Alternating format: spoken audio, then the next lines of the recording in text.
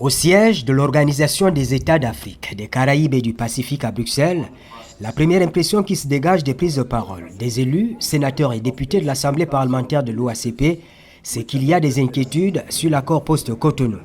Inquiétudes sur l'unité des ACP et le partenariat à entretenir avec l'Europe. Des inquiétudes que l'on peut tout au moins lier à un déficit d'information. À partir du moment où ces États ont paraphé cet accord, je crois que ce n'est pas le lieu ici de remettre en question les clauses ou les dispositions de cet accord.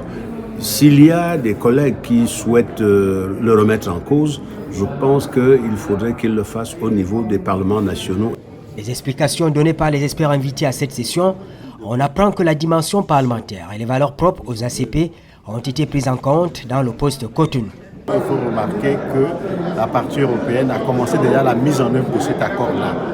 Mais c'est vrai que parce qu'il n'est pas formalisé, donc il y a des inquiétudes sur les garanties juridiques qu'il faut avoir pour cet accord. Donc soyez rassurés que les ACP et l'Union européenne sont dans de bonnes dispositions pour la signature. Effectivement, côté européen, malgré quelques réticences, le nouvel accord de partenariat OACP-Union européenne entre en vigueur avec le NDCI, le nouvel instrument de voisinage, de coopération au développement et de coopération internationale, un fonds doté de près de 52 000 milliards de francs CFA qui remplace l'OFED, le Fonds européen de développement.